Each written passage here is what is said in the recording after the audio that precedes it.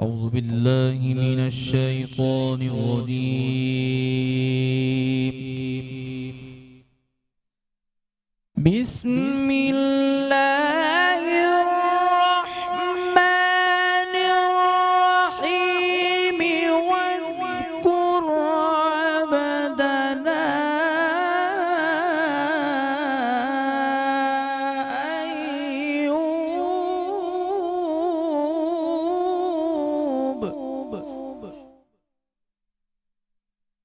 إذ نادى ربه أني مسني الشيطان بنصب وعذاب.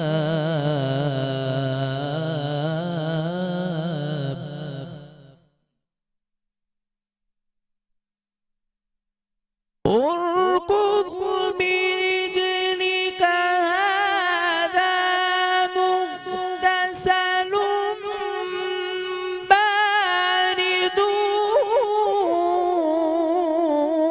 وشراب. ووهبنا له أهله ومثلهم معهم رحمة منا.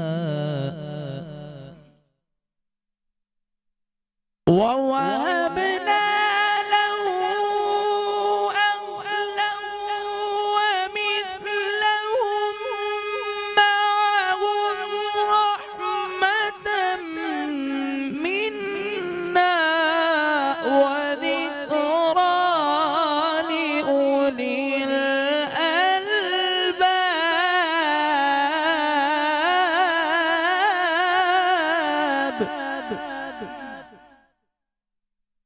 ووهبنا له أهله ومثلهم معهم رحمة منا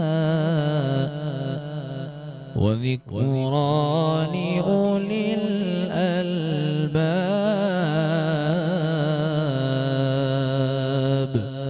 صدق الله العظيم. اللهم صل على سيدنا مولانا محمد وبارك وسلم. الصلاة والسلام عليك يا سيدي یا رسول اللہ صلی اللہ علیہ وسلم. آپ دیکھ رہے ہیں میٹرو ون نیوز کی خصوصی رمضان ٹرانسمیشن رمضان الکریم. میں ہوں آپ کا میزبان شہزاد سعیدی. اپنے تمام چاہنے والوں کو، پیار کرنے والوں کو خلوص بھرا السلام علیکم ورحمۃ اللہ وبرکاتہ. آج جمعۃ المبارک کا بابرکت دن اور بہت پر رونق ساتھ ہیں جمعے کی، اور جمعۃ المبارک ہم بہت خلوص کے ساتھ، بہت اہتمام کے ساتھ مناتے ہیں. اور حدیث مبارک میں آتا ہے کہ رمضان المبارک میں افطار کے وقت روزانہ 10 لاکھ گناہ گاروں کی مغفرت کر دی جاتی ہے. اور شب جمعہ اور روز جمعہ یعنی جمعرات کو سورج غروب ہونے سے لے کر جمعے کو سورج غروب ہونے تک ہر گھڑی میں 10 لاکھ گناہ گاروں کی مغفرت کر دی جاتی ہے. اور مغفرت ان لوگوں کی جاتی ہے جن پر جہنم واجب ہو چکی ہوتی ہے. تو آپ دیکھیں کہ اللہ پاک کی کتنی رحمتیں، برکتیں ہم گناہ گاروں پر برس رہی ہوتی ہے. بلکہ میں آپ کو بتاؤں کہ اللہ اور اس کے فرشتے سحری کھانے والوں پر درود بھیجتے ہیں. اگر ہم سحری بھی جو ہم کرتے ہیں تو وہ بھی عبادت میں شامل ہو جاتی ہے. دیکھیں اللہ اور اس کے فرشتے جو ہیں ہم پر درود بھیج رہے ہوتے ہیں.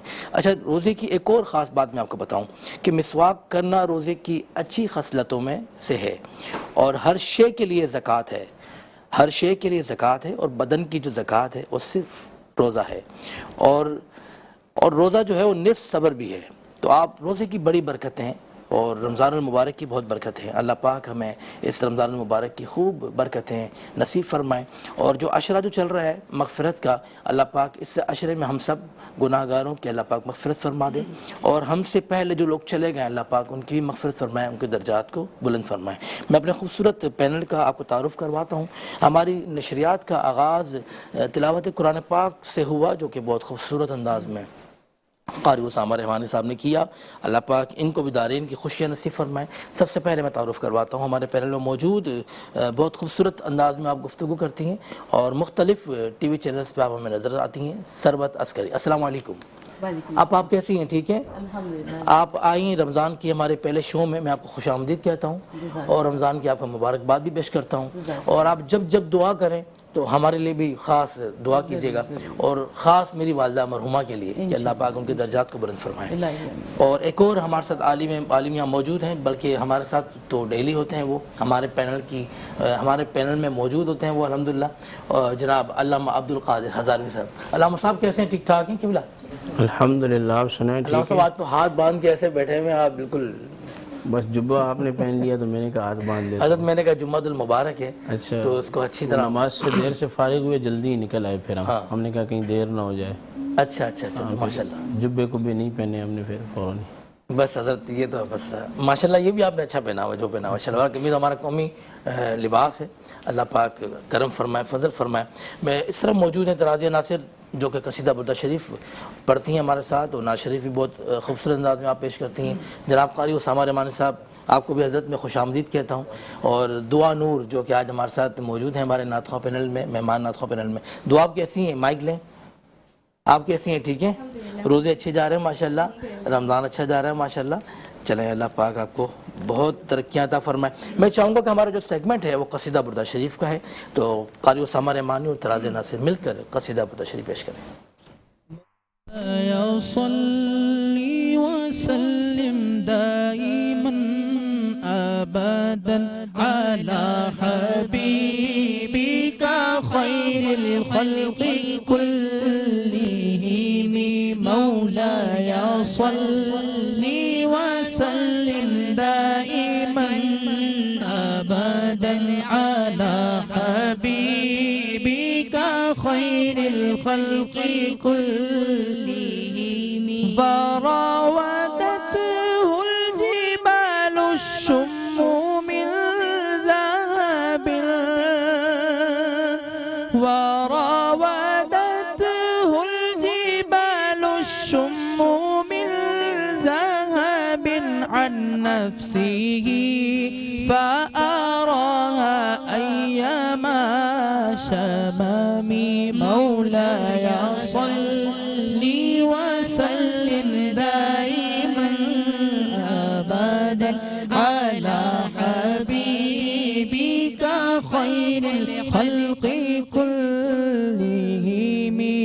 کبھی اس شخص کے عیبوں کا چرچا ہو نہیں سکتا، بھرم جس کا نبی رکھے وہ رسوا ہو نہیں سکتا.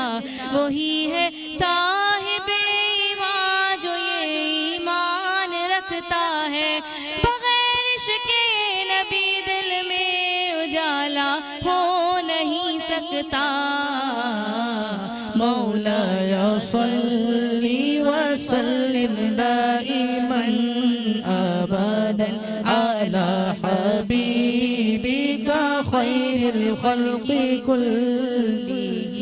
وكيف تدعو الى الدنيا ضرورة من وكيف تدعو الى الدنيا ضرورة من لولاه لم تخرج الدنيا من العدم. مولاي صلي وسلم دائما ابدا على حبيبك خير الخلق كلهم. ہنسیوں مہجبیوں نازنیوں تو بہت سے ہیں، مگر کوئی میرے سرکار جیسا ہو نہیں سکتا.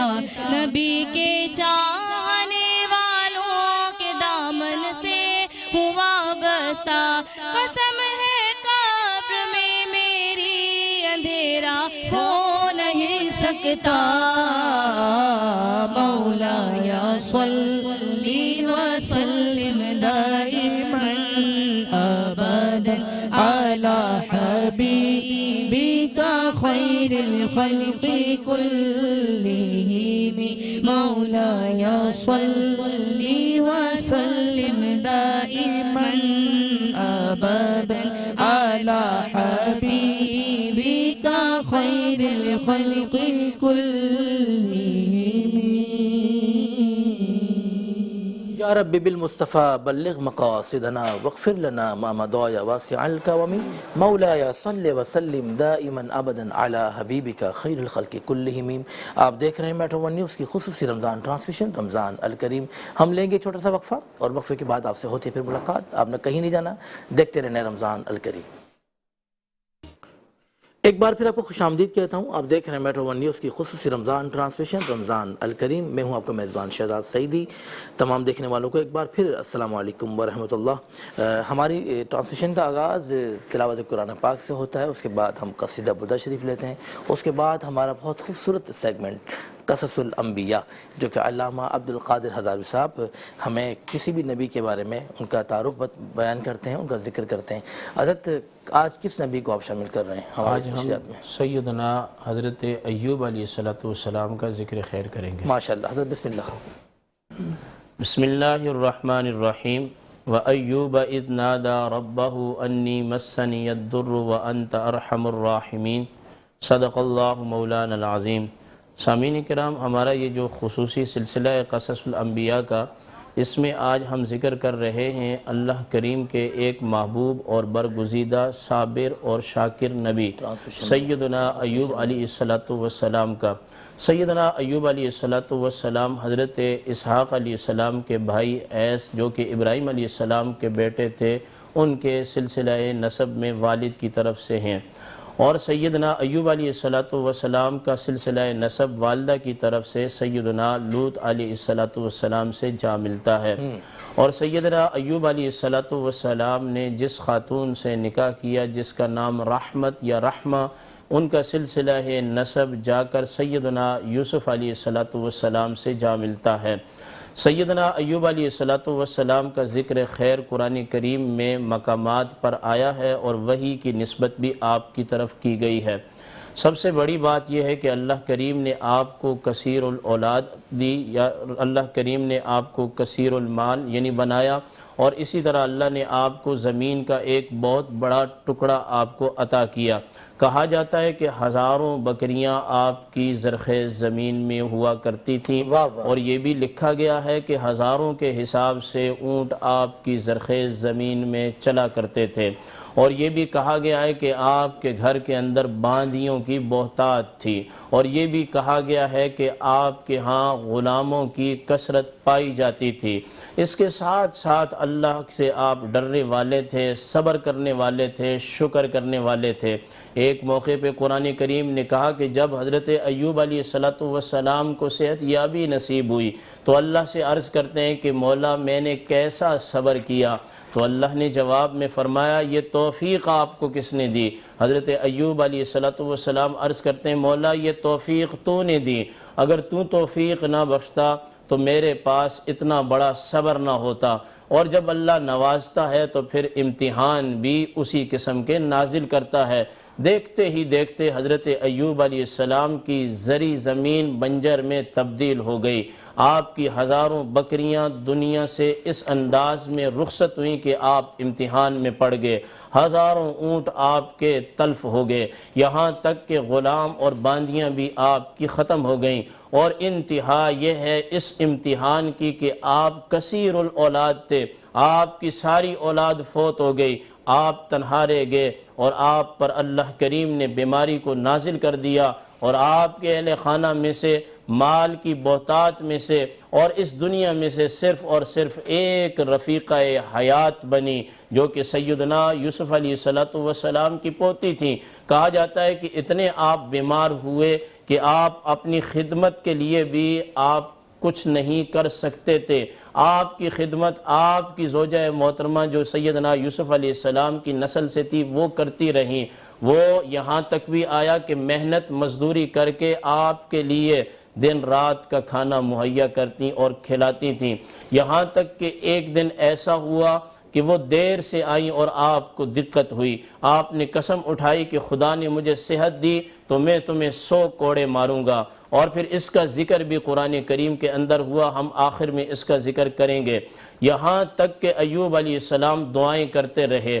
ایک موقع پر آپ نے یوں دعا کی، وَأَيُّوبَ إِذْ نَادَى رَبَّهُ أَنِّي مَسَّنِيَ الضُّرُّ وَأَنْتَ أَرْحَمُ الرَّاحِمِينَ۔ یاد کریں اے مصطفیٰ کریم علیہ السلام، جب ہمارے بندے ایوب نے ندا دی، اے میرے رب مجھے تکلیف نے چھو لیا ہے، میں تکلیف میں ہوں اور تو ارحم الراحمین ہے، تو اللہ نے آپ کو صحت یابی عطا کی۔ اب آپ نے قسم اٹھائی تھی کہ اپنی زوجہ محترمہ کو 100 کوڑے ماریں گے، مگر 100 کوڑے کے وہ قابل نہیں تھی، تو اللہ نے حکم فرمایا، اے ایوب چونکہ انہوں نے آپ کی خدمت کی ہے اور جب آپ کے پاس کچھ نہ تھا ہم نے سلب کر لیا، یہ آپ کی خدمت میں مصروف رہیں، آپ ایسا جھاڑو اٹھائیں جس میں 100 تنکے ہوں اور وہ اپنی بیوی کو فضرب ماریں، ولا تحنس، آپ ہانس نہیں ہوں گے۔ جیسے ہی ایوب علیہ السلام نے کیا۔ یہاں اس قصے سے ایک ہمیں یہ بھی سبق ملتا ہے کہ جب شوہر کے پاس مال کی بہتات ہو تو عورت اس سے لگاؤ رکھتی ہے، اولاد ہو تو عورت اس سے لگاؤ رکھتی ہے، اور اس کے پاس مال ہو تو عورت لگاؤ رکھتی ہے۔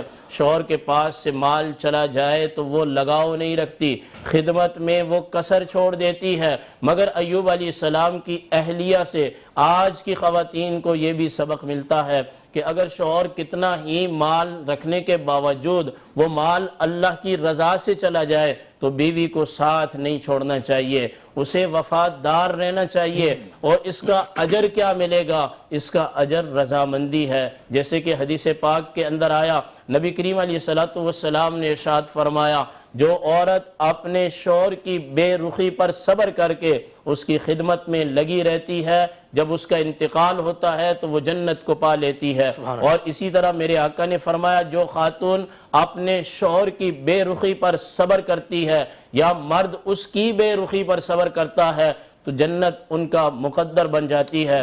سیدنا ایوب علیہ السلام ایک تو اللہ کے صابر بندے تھے، آج ہم میں صبر نہیں رہا۔ ایوب علیہ السلام شاکر بندے تھے، آج ہم میں شکر نہیں رہا۔ ایوب علیہ السلام توبہ کرنے والے تھے، آج ہم توبہ سے دور ہو گئے۔ آخر میں سامعین کرام میں یہ بھی بتاتا چلوں، کچھ خطباء جاہلوں نے ایوب علیہ السلام کے بارے میں من گھڑت روایتوں کو عام کیا کہ آپ کو جذام کی بیماری تھی، معاذ اللہ ایسا کچھ بھی نہیں تھا۔ بعض جاہلوں نے ایسی روایات بھی گھڑ کے نکالی کہ ایوب علیہ السلام کے بدن مبارک میں کیڑے پڑ چکے تھے، معاذ اللہ ایسی بھی کوئی بیماری نہیں تھی۔ امام احمد رضا خان فاضل بریلوی رحمہ اللہ، عبد المصطفیٰ ازہری رحمہ اللہ اپنی تصنیف کے اندر اس بات کو لکھتے ہیں کہ اللہ جب بھی آسمان سے کسی اپنے نبی پر بیماری کو نازل کرتا ہے تو وہ ایسی بیماری ہوتی ہے کہ اس سے لوگ نفرت نہ کریں۔ جذام کی بیماری سے لوگ نفرت کرتے ہیں، کیڑے پڑ جائیں بدن میں لوگ نفرت کرتے ہیں۔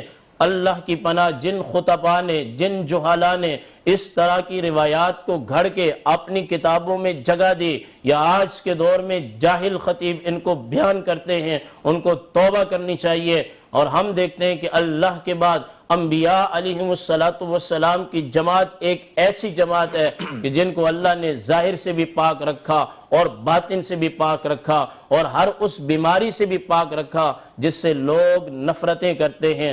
اللہ ہمیں صابر بنائے، اللہ ہمیں شاکر بنائے، اور اللہ ہمیں ایوب علیہ السلام کے صبر سے وافر حصہ عطا فرمائے۔ وما علی الا البلاغ المبین۔